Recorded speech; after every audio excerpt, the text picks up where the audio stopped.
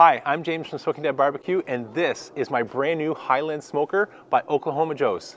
So I have two main questions that I want to start to unpack in today's video. But let's start with the elephant in the room, which is, James, why have you bought an offset smoker when you have a perfectly good offset smoker behind me? If you haven't seen that, that is the Smoke North Carlisle offset smoker. I've had it for just over a year. In full disclosure, I absolutely love it. But there is a rumor circulating that there is a second generation coming, and I'm on the fence of whether or not I want to upgrade to the second generation, because there's a couple features that I've asked for on this one that I think might make it into the second generation. But before doing that, as these are not inexpensive, nor is any premium backyard offset smoker, is there really that much of a difference in terms of the quality of the food that we can turn out? So I want to do a bit of a head-to-head between a budget-friendly option versus a premium backyard offset smoker to see if there's really a difference. There are not many advantages when it comes to grills and smokers in a northern climate, but one of them is this time of year, the big box stores start clearing out their barbecue and grill section to make room for things like snow blowers or giant inflatable snowmen. So I was in Lowe's the other day, I saw this marked down for nearly half off, and I thought, okay, this is just too good of a deal to pass up. This is not sponsored. I did buy this just like I've purchased that offset, and so this is all about answering the question of, will there be a difference, and do you get what you pay for when it comes to a premium backyard offset? The second one is getting into, are there any things that we can do to close the difference? I've been blown away doing a couple of these head-to-heads in the past year, whether it be the Acorn or the Big Joe. You can get about 7 Acorns for the price of a Big Joe, or a Series 1 to a Series 3 Kamado Joe. And while there's always been initially a performance difference or delta between the budget-friendly option and the premium option, in some cases we've had success closing that gap from a big gap to next to nothing. And I'm really curious if we could do the same, if there is a difference at all between the Oklahoma Joe Highland smoker and something like my premium backyard offset made by Smoke North. So that's what's in store. We're going to do a really quick unboxing, so I'll show you a little montage here, share a couple thoughts about how that went, and when you rejoin me, we'll be ready to do our break-in fire on the Oklahoma Joe's Highland smoker.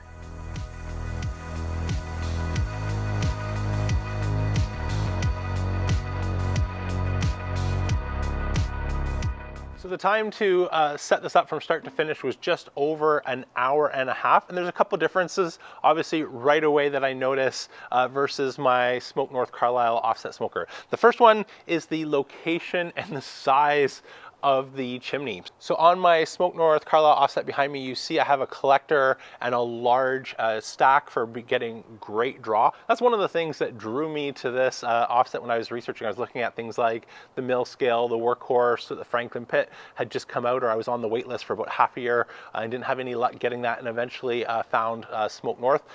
The reason that I was looking at having something that had the collector or the exhaust stack at great level is we're going to get sort of that proper up and over arc. So imagine a rainbow of smoke where it's coming out of the firebox, going to come across the top of the smoker as it's cooling, sort of dropping and getting a bit of turbulent air, and then the collector and the chimney is going to sort of pull that air right back down over our food and up the exhaust stack. On the Oklahoma Joes, we have not only a much shorter and smaller diameter stack, it's also placed much higher, which I think is going to create a bit of a diagonal smoke exit pattern. I don't know that yet. We haven't tested it, so we'll check that. The other thing is the firebox. So again, everything is shrunk down a little bit in size and scale here, so maybe that's to be expected. But on my Carlisle offset smoker, one of the things that drew me to that is there's non-insulated fireboxes, fully insulated fireboxes, and semi-insulated fireboxes. I wanted to avoid full insulated fireboxes. I already have plenty of insulated grills and smokers around me that are really fuel efficient, so I didn't want any smoldering fires. I wanted a clean, open burn, but at the same time, it can be very difficult in an offset smoker to maintain clean combustion all the time, where your cold bed doesn't want to die out, and you can just add a split and it combusts immediately. And so the Smoke North Carlisle offset has a semi-insulated firebox with little warming shelves on the side, so I can drop my splits in there, get them pre-warmed, and when I put them into the fire bed, it just combusts right like that. I think we're going to have a little bit of work to do to be able to manage that in our Oklahoma Joes Highland offset smoker, and the other part is the size of the firebox. And so I'm used to using sort of full foot-long splits, and so I don't know which one's going to burn nice and clean here. So I've taken out my miter saw and broken a bunch of these down in half. So instead of 12 inches, we're working with 6 inches, so we can see which one performs a little bit better. Those are the quick differences. I borrowed my drip bucket since the OK Joe didn't come with one, off of my Smoke North offset, just so we have that in place. But without further ado, let's build our first fire. So this is what a normal split that I would use, but you can see it's almost the entire size of the firebox. So that's why we've broken these down in half, but I'll keep a few of these around just in case it's burning fine. I've also not installed the optional sort of ash collector tray. First fire, I want to treat it exactly how I build my fires in my Smoke North offset. So I'm going to place just a little bit of charcoal in the bottom and build up around that with the splits that we broke down in half. By adding just a little bit of charcoal, this will just help accelerate the time it takes to get a bit of a coal bed. You could do this 100% with wood. I've just found this is a little bit quicker and easier. Add in our wood splits. Grab our Grill Blazer grill gun and fire it up.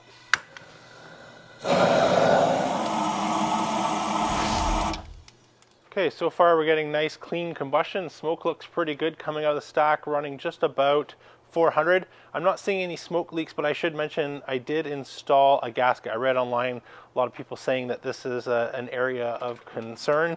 So I just cut some gasket material I had in half and put that all around our smoke chamber.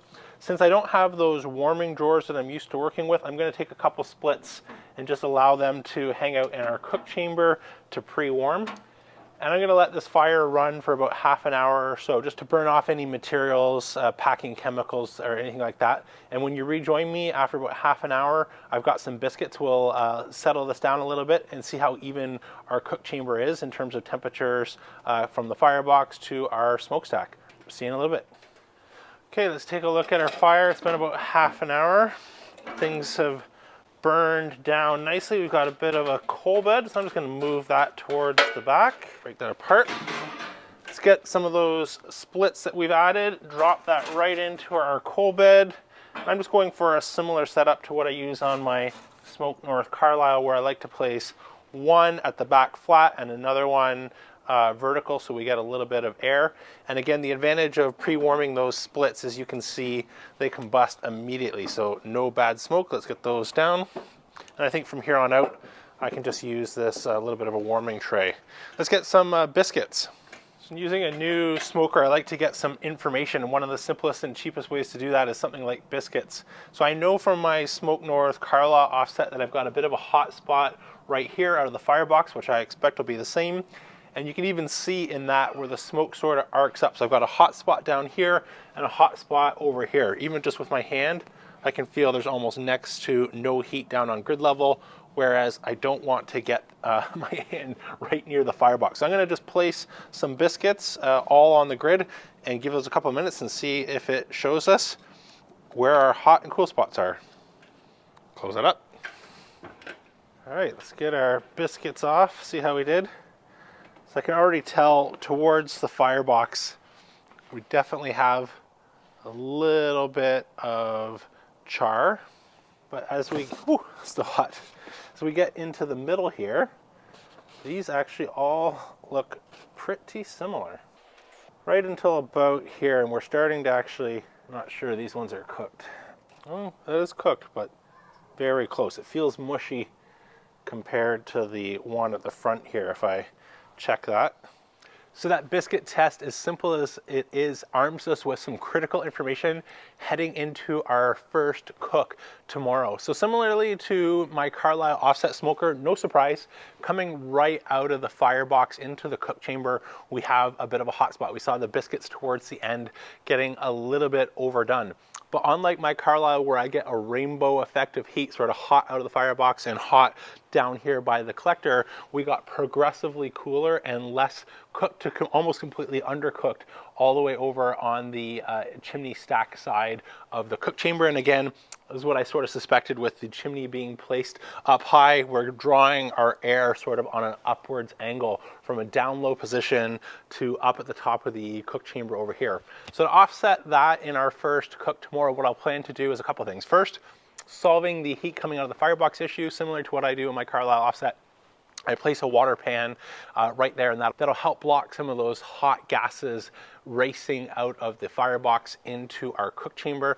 The addition of the water pan, again, will also help act as a bit of a stabilizing force in our cook chamber to maintain those temperatures. So that'll solve this end. In terms of over here, for the short term, I'm just going to plan to avoid it, but I think one of our first modifications we'll need to figure out is how to move our chimney stack so it's drawing air down closer to the grid so we can get a bit of an arc. In terms of how it was for managing our first fire, it gave me no issues. You can see we're still riding along. That's about 300 degrees Fahrenheit, 320 maybe, and we're getting nice clean combustion. This obviously burning a little bit hotter than smoking temperatures. It's easier to burn a bush fire than it is to maintain nice clean combustion at, say, 270 to 300 degrees. But so far, really happy. You know, again, we took out the sort of the charcoal ash tray, didn't do the V-grate or any of those other things. I just ran this fire exactly as I do. All we did is downsize our splits to accommodate the smaller cook chamber as well as the much smaller firebox. So whether or not we have to do anything, you know, a little bit tricky. I was concerned after watching, you know, a couple review videos. You start to go through the steps in terms of, you know, preheat your cook chamber, you know, with charcoal, to dehydrating your own wood, to offsetting between loads of charcoal with a chimney to wood, and vice versa, all throughout the whole cook. So whether or not this is just, you know, a bit of beginner's luck first time, but I'm not near as concerned about being able to run a fire or keep open flames in the Oklahoma Joe Highland as I was after watching a couple videos online. But all that's to say, it may be out the window when it comes time to do our first cook and we try and get our temperatures a little bit lower. So that'll be the game plan for the next cook. Make sure you're subscribed with the notification bell on so you're alerted when that comes out. That's it for today, though. I'm James from Smoke North Barbecue signing off, and remember, don't be afraid to fire it up.